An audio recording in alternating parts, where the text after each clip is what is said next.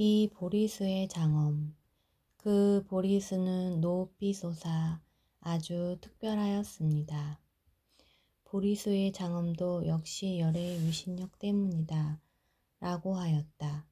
깨달음의 힘으로 영상처럼 나타난 보리수의 장엄을 밝혔다. 밀러라는 독일의 시인이 있다. 그의 시에 보리수라는 것이 있어서 한 구절 소개한다. 이리 내 곁으로 오라. 여기서 안식을 찾으라. 태조는 6년의 고행 끝에 이 보리수 나무 밑에서 영원한 안식, 진정한 열반을 찾은 것이다. 매일매일 수천 수만 명씩 참배하러 오는 순례자들은 얼마나 안식을 얻어가는가. 다이아몬드로 몸통이 되고 유리로 줄기가 되었으며 온갖 아름다운 보석들로 가지가 되어 있었습니다. 또 보석으로 된 잎은 무성하여 그늘을 드리운 것이 마치 구름과 같았습니다. 보석으로 된 꽃들은 온갖 색깔들로 가지마다 널리 분포해 있었습니다.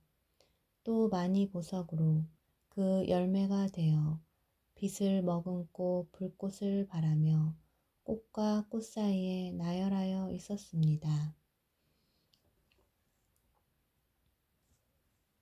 부처님이 6년의 고행 끝에 마지막으로 선정해 들었던 그 보리수 나무는 2600여 년을 지난 지금도 그 자리에 그렇게 서 있다.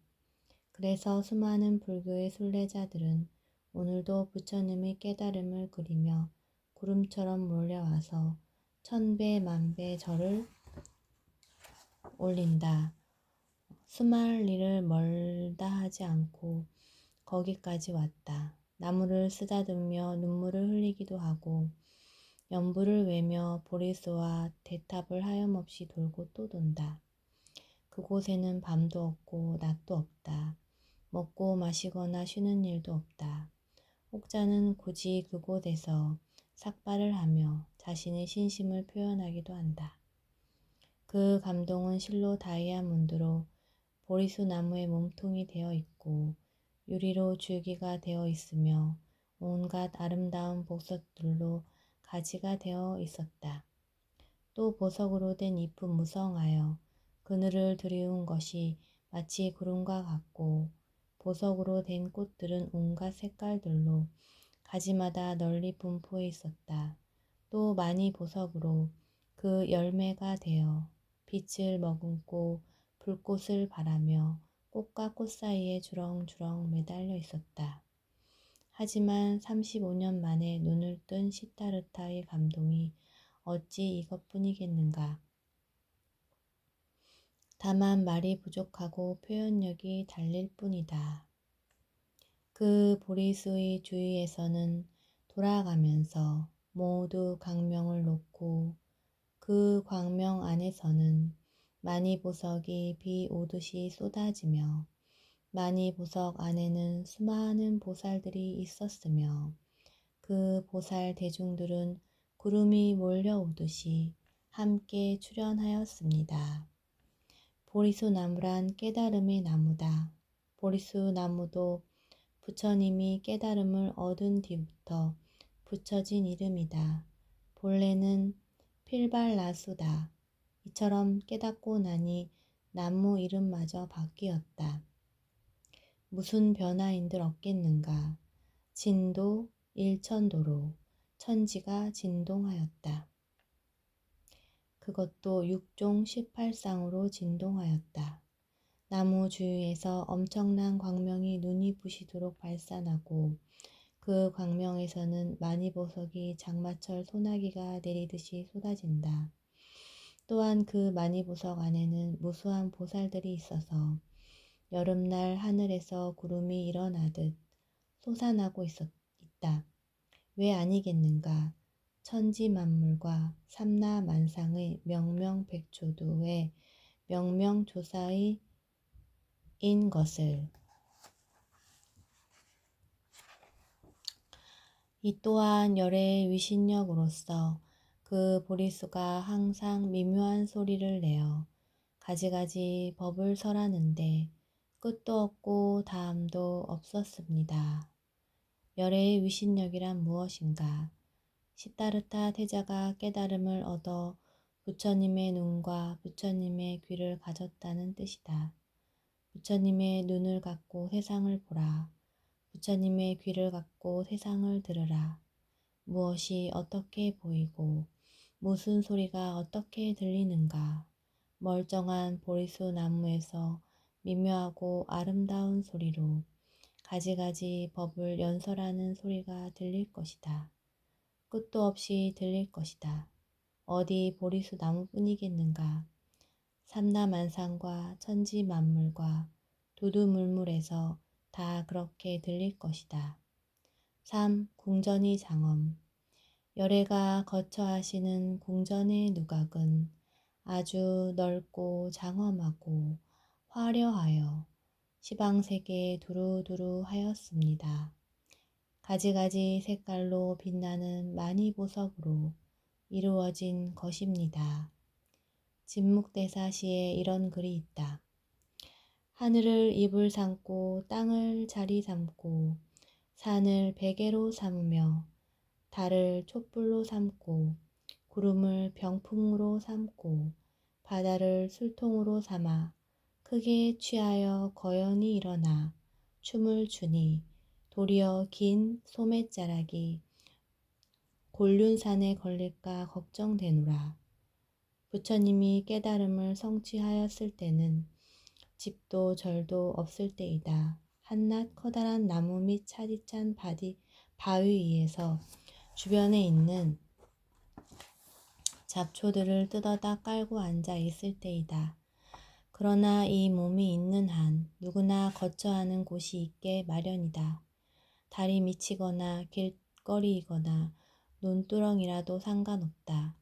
진리를 깨달은 사람의 마음이라면 어디에 있은들 그곳이 궁전이 아니겠는가. 온 시방세계가 모두 내가 사는 궁전이리라.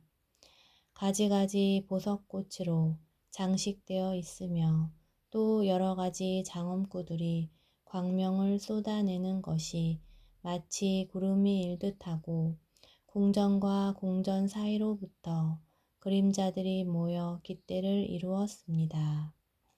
그 궁전은 가지가지 보석꽃으로 장엄되어 있고 갖가지 장엄구들은 얼마나 찬란하고 화려한지 눈이 부시게 빛나고 있었다. 그러한 궁전이 한두 채가 아니다. 궁전과 궁전 사이에 그림자가 생겨서 마치 큰 깃대를 이룬 듯하다. 온 우주와 삼라만상의 모든 진리를 깨달은 사람으로서 이 세상을 진리의 눈으로 찬탄하고 있다.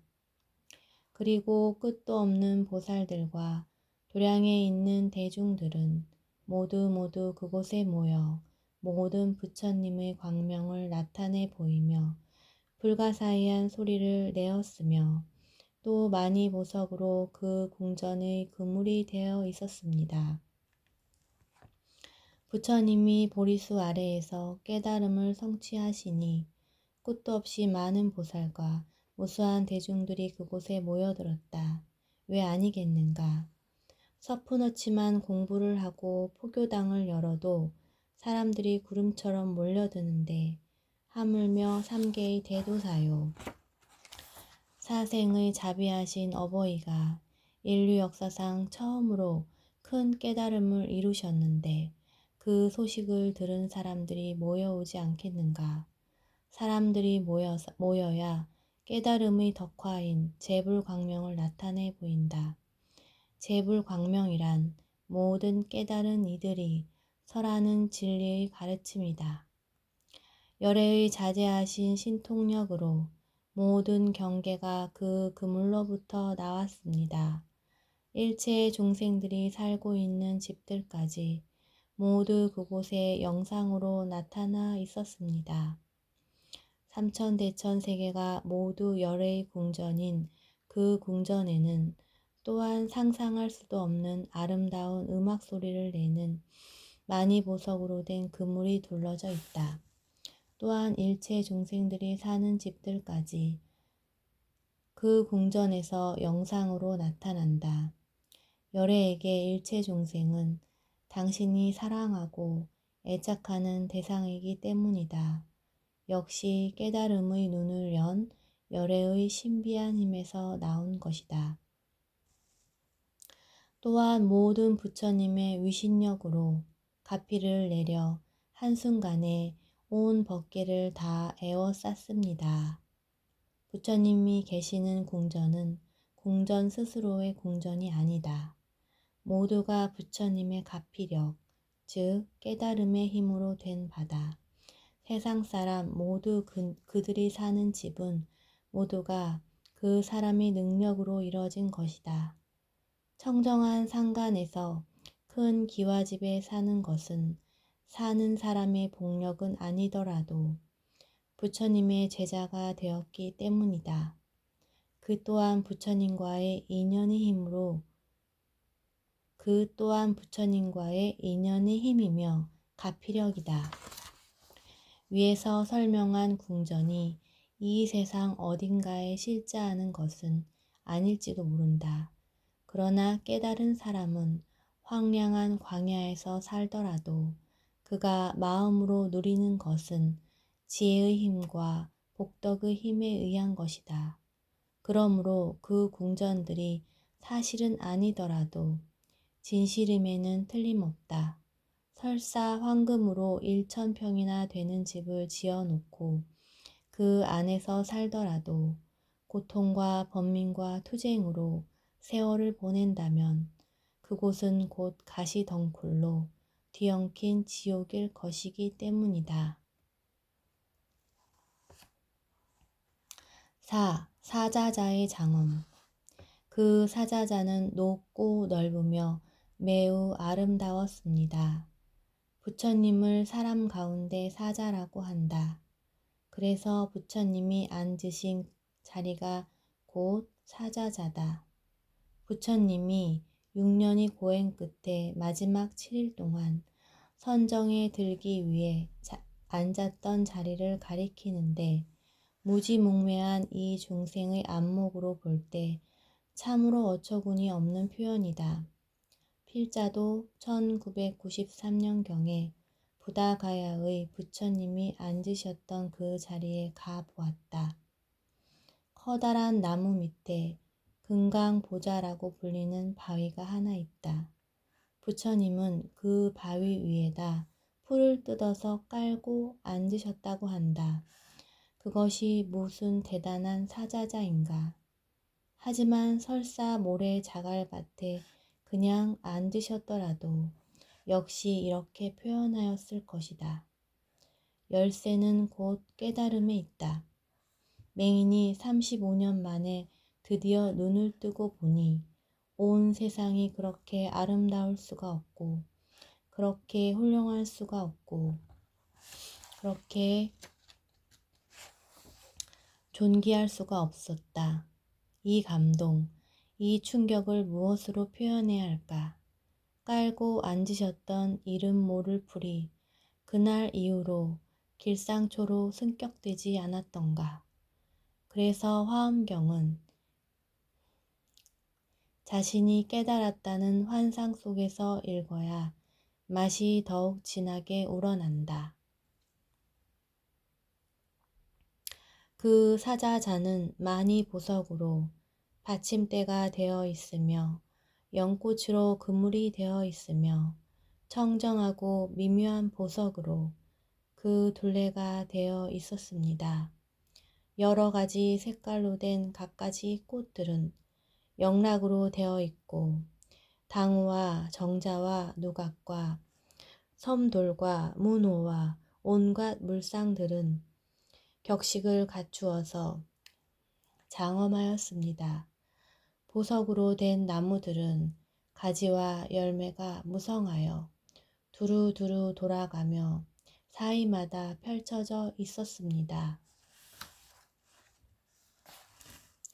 부처님이 계신 곳은 그 땅도, 그 보리수도, 그 궁전도, 그 사자자도 모두 다이아몬드와 금은보화와 많이 보석으로 꾸며져 있다.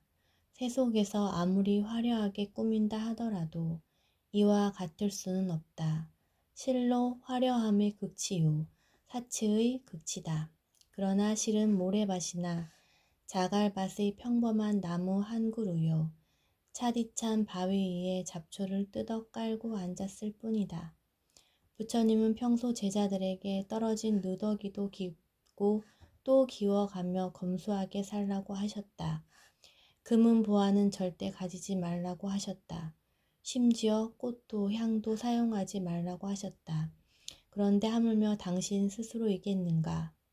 단지 존재의 실상을 깨닫고 그 깨달음에 의한 안목으로 보는 삶의 환희와 감동과 존귀함과 영원성과 연락과 청정성을 이와 같이 표현한 것이리라.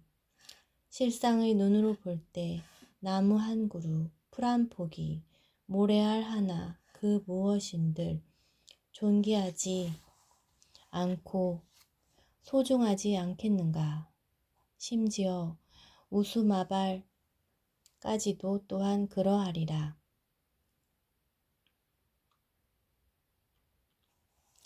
마니보석의 광명구름은 서로 밝게 비추며 시방의 모든 부처님이 화연한 큰 구슬에는 많은 보살들이 있고 그 보살들의 상투 위에 있는 아름다운 보석들이 모두 다 광명을 놓아서 밝고 찬란하게 비추었습니다.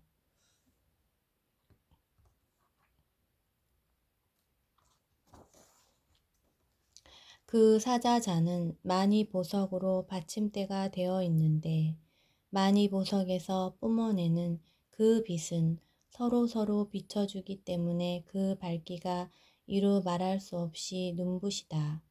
또 그 마니보석에는 큰 구슬들이 여기저기 박혀 있는데 그 구슬에는 시방의 부처님들이 화연하여 있다.